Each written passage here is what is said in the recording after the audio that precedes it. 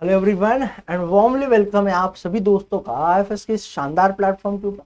दोस्तों, CSIR net जैसी exams को क्लियर करने के लिए हमें चाहिए होता है प्रेजरवेरेंस, पेशेंस, डेडिकेशन और हार्डवर्क।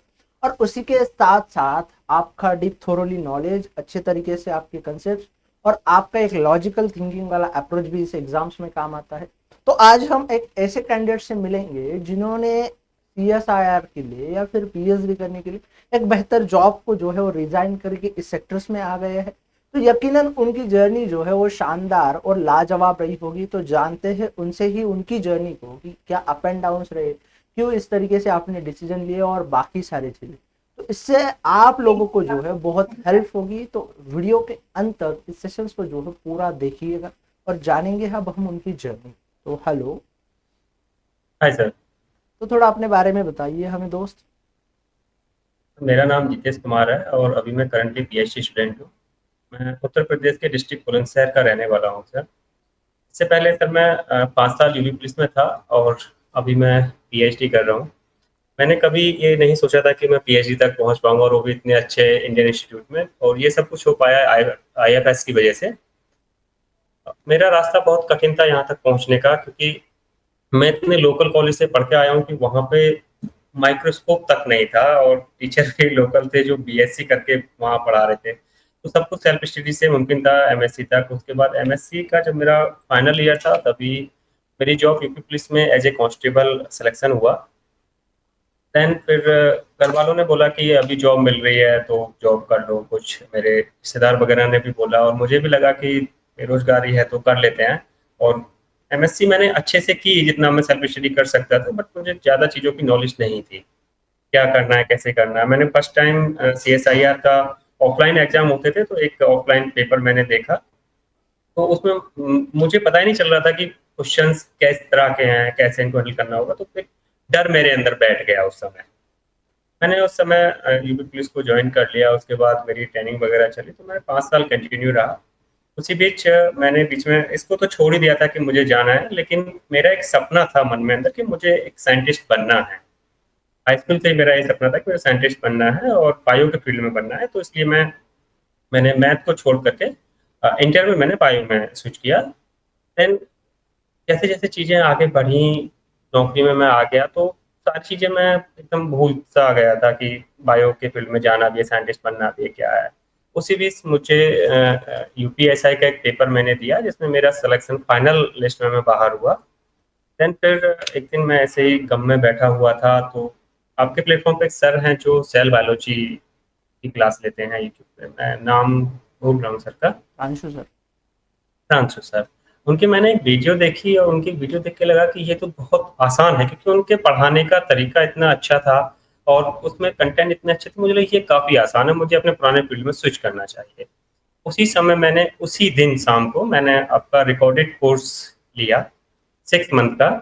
और तब मैंने उस कोर्स को लिया तो उसमें बहुत कम वीडियोस थे उस समय। तो मैंने शिकायत के तौर पे कॉल भी किया टेक्निकल टीम को आपके कि इतना कम कोर्स में आप सीएसआईआर कैसे करा सकते हैं, ये तो हो नहीं सकता ना। लेकिन जब मैं उस ऐप के अंदर गया, वीडियोस के कंटेंट मैंने देखे, वो इतना ज़्यादा था कि मुझे लगा मैं 6 महीने में कवर ही नहीं कर पाऊंगा इसको।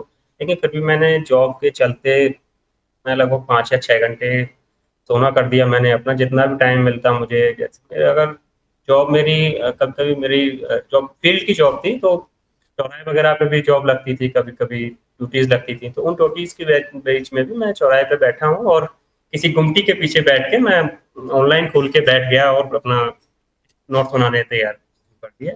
तो इस तरह से करके उस 6 महीने के कोर्स ने मुझे जो दिया उसकी बदौलत मैं आज यहाँ हूँ। उस कोर्स ने मुझे क्या दिया कि सबसे पहले मैंने गेट 2024 क्वालिफाई किया। उसके बाद मैंने डीबीटी जेआरएफ क्वालिफाई किया।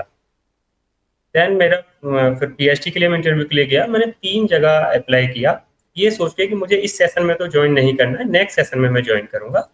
बट तीनों जगह मेरा सिलेक्शन हुआ, आईआईटी भिलाई में, आईआईटी मंडी में और आइजर भोपाल में।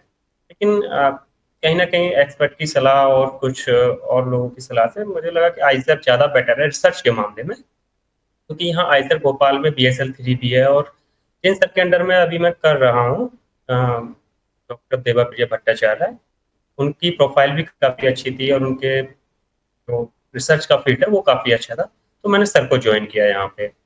और सर ने मुझे एक बार में ही हाँ बोल दिया, और एक सर ने उस समय मुझे एक पॉजिटिव अप्रोच दी कि अगर इसी एटीट्यूड से आप काम करोगे तो बहुत आगे तक जाओगे। तो सर भी मुझे बहुत अच्छे लगे, मैं भी सर को अच्छा लगा, मैंने यहाँ पीएचडी ज्वाइन कर ली। पीएचडी ज्वाइन करने के बाद अभी मैंने हाल ही में एमपी सेट 2024-25 का भी एग्जाम क्वालिफाई किया, और देन अभी आपका CSIR net December 2024 LS with rank 80, all India rank 80 के साथ मैंने अभी क्वालिफाई किया है। सबसे मुश्किल सफर सर मेरे लिए था जॉब से स्विच करके पीएचडी में आना, क्योंकि एक परमानेंट जॉब थी और ये फैसला लेना बड़ा मुश्किल था, क्योंकि मैं एक मैरिड पर्सन हूँ। तो सबसे पहले मैंने अपने पापा मम्मी से पूछा, देन अपनी वाइफ के पापा मम्मी से पूछा, तो वहाँ से मुझे जो पॉजिटिव रिजल्ट मिला वो बहुत अच्छा था। उन लोगों ने बोला कि आईपीएस लोग आजकल नौकरी छोड़ दे रहे हैं, आईएएस आईपीएस, तो तुम्हारी तो कांस्टेबल है तो तुम स्विच करो। और फिर कहीं ना कहीं मेरा मन नहीं था पुलिस की नौकरी करने का, तो मैं हमेशा एक इस तरह से रहता था मन में कि मैं यहाँ क्या ही कर रहा हूँ एमएससी करके एक 12th लेवल की जॉब पे। तो वो मुझे एक अंदर से मोटिवेशन देता था। तो पापा जी ने भी यही बोला कि आप स्विच करिए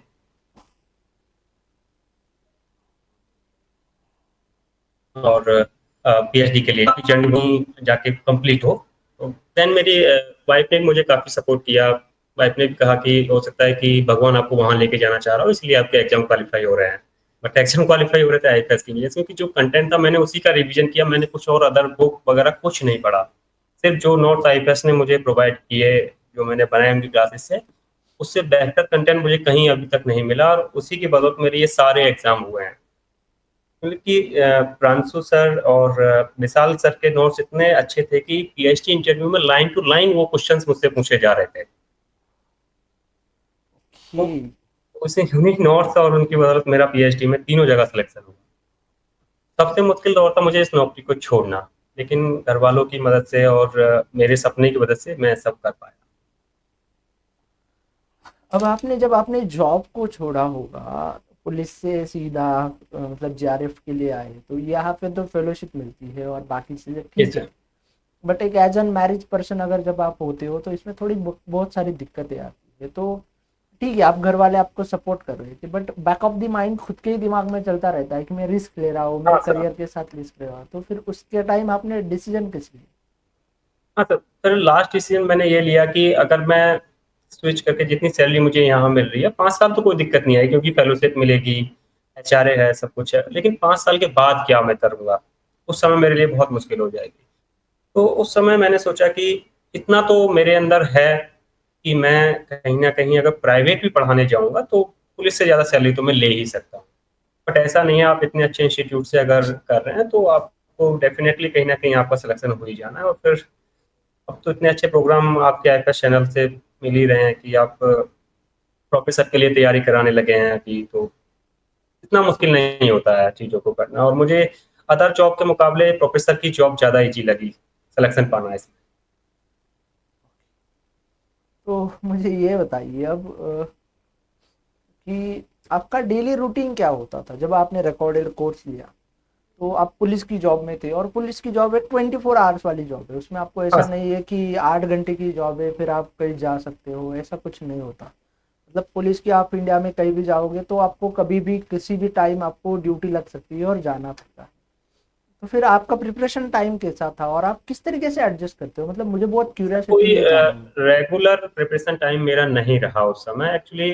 जब मेरी ड्यूटी होती थी तो ड्यूटीज पे जाके हमें कभी कभी चौराहे पे ड्यूटी लगी है या 100 नंबर की गाड़ी पे ड्यूटी लगी है आपकी या फील्ड में लगी है, तो इतना टाइम 4 या 5 12 घंटे की ड्यूटी में 4 या 5 घंटे का एक रेस्ट पीरियड टाइम मिल जाता है, जिसमें आप बैठ के अपना कुछ काम कर सकते हैं। तो मेरे जो बाकी साथी थे वो मोबाइल चला लेते थे या घर बात करते थे, उस समय मैं अपना ऑनलाइन क्लासेस खोलता था और एक नोट्स की एक नोटबुक में लेके जाता था और अपने नोट्स बनाने शुरू कर देता था, कहीं भी किसी बेंच पे बैठ के, किसी चाय की गुमटी पर बैठ करके, या गाड़ी में बैठा हूँ तो गाड़ी में बैठ के मैं शुरू हो जाता था वहीं पे। उसके बाद मैं घर आता था 12 घंटे की जॉब के बाद, तो उसमें से मैं खाना पीना खा के सीधा प्लेटफॉर्म पे, आईएफएस के प्लेटफॉर्म पे, और सीधा क्लासेस देखना शुरू, नोट्स बनाने शुरू। बस मैं अपने लिए इतना करता था कि अपने आराम के लिए, सोने के लिए 5 या 6 घंटे मैं पूरे दिन में निकालता था, बाकी सारा टाइम जहाँ भी अगर मुझे 10 मिनट भी मिल रहे हैं फ्री के, तो मैं सीधा अपनी तैयारी पर फोकस करता आपने कितने यूनिट्स को प्रिपेयर किया था, सीएसआर नेट के लिए हो, डीबीटी के लिए हो, या फिर जैसे गेट के लिए हो? हूँ।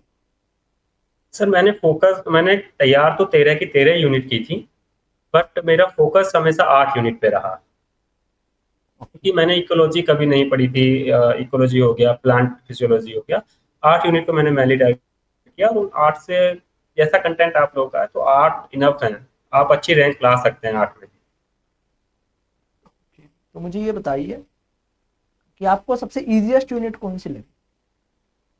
सेल बायोलॉजी और सेल सिग्नलिंग, इम्यूनोलॉजी। इसके पीछे कोई रीजंस? रीजन आप जानते हैं, टीचर के पढ़ाने का अंदाज। प्रांशु सर और विशाल सर की वजह से आपका कहना है अंशु कि आपको सर, विशाल सर और बायोकेमिस्ट्री किसी से जी सी सर। उन तीनों के पढ़ाने के तरीके से आप जो है मतलब बिल्कुल सर। काफी प्रभावित पढ़ाने हुए? और समझाने का जो तरीका था, एकदम ऐसे लगा कि ये इतना ईजी है, और काफी ईजी लगा मुझे उस समय समझाने के तरीके से। बहुत सही। अब मुझे ये बताइए कि एग्जाम जब आप देने जाते हो तो एग्जाम का कुछ ना कुछ आप खुद प्रेशर लेते हो, चाहे वो कोई भी एग्जाम हो। तो आपने इन तीनों चीज़ों के लिए किस तरीके से मैनेज किया, मतलब एग्जाम के प्रेशर को, खुद के जॉब को, घर वालों को, और एक आप मैरिज पर्सन हो, तीनों चीज़ों को एक साथ किस तरीके से मैनेज? एक्चुअली सर, ये प्रेशर मेरा खत्म हुआ मेरे नोट्स की वजह से। मैं जब फर्स्ट टाइम 3 महीने का कोर्स ही मैंने तब तक किया था। मैं मैं एग्जाम देने के लिए गया था CSIR का, तो वहाँ मैंने देखा कि मैं उसको क्वालिफाई तो नहीं कर पाया, बट मेरी जो परसेंटेज उस समय रही 92 परसेंटाइल के आसपास मेरी रही थी, लेकिन 3 महीने के कोर्स में, जहाँ मैं कुछ नहीं जान सकता, मेरे गैप 5 साल के गैप के बाद ही मेरी 92 परसेंटाइल रही 3 महीने के कोर्स में। तो उस समय मुझे लगा कि एकदम टिक टू लाइन आ रही है, जो नोट्स मैंने बनाए हैं चैनल पे, एकदम वही क्वेश्चंस आ रहे हैं जो आप बताए जा रहे हैं, सेम टू सेम। तो मुझे लगा कि ये तो आराम से अगर मैं 6 महीने का कोर्स कर लेता हूँ और आता हूँ, तो फिर ये बहुत आसानी से हो जाएगा। तो वो प्रेशर उन नोट्स ने खत्म कर दिया मेरा। तो मैं हमेशा इस तरह से जाता था कि हाँ, वही आएगा जो मैंने पढ़ा है। तो प्रेशर रहा ही नहीं कभी सर इस तरह का। बहुत सही से। आगे का क्या प्लान है अब आपका? बाकी सर, अभी मेरी PhD चल रही है, अभी मेरा फर्स्ट ईयर कंप्लीट होने वाला है। देन मैं यहाँ से PhD करने के बाद कहीं फॉरेन कंट्री से टॉप 20 या 25 वर्ल्ड रैंकिंग यूनिवर्सिटीज से मैं पोस्ट डॉक करने के बाद फिर इंडिया में ही सेटल होना चाहूँगा एज ए साइंटिस्ट, किसी आइजर या NIT या फिर IIT से। So much. आपने बहुत सही से, बहुत क्लैरिटी से आपके थॉट रखे, और मैं आपको बहुत शुभकामनाएं देता हूँ, पूरा आईएफएस फैमिली आपको बहुत शुभकामनाएं देता है कि आप जो थैंक यू भी सर। सपना देख रहे हो, हर एक सपने को जो है अचीव कर लोगे। आज तक आपने बहुत सारे अपने सपने को अचीव किया है। आपको फिर से एक बार all the best, best of luck. बहुत सही थैंक यू से कर सर। रहे हो। Thank you so much. मेरी सर आपसे एक रिक्वेस्ट है कि मैं एक बार आपकी टीम से ऑफलाइन मिल पाऊँ। आ जाना कभी भी। हाँ जरूर। सर, मुझे उसका एड्रेस वगैरह और ये सब कुछ, ताकि जरूर मैं मिलने आ जाना, आपका दिल से हमेशा। आपको धन्यवाद दे सकूं, आपकी हाँ, टीम को, क्योंकि आपका हमेशा यहाँ से तक पहुँचने वेलकम। में मुझे काफ़ी मदद मिली आपकी।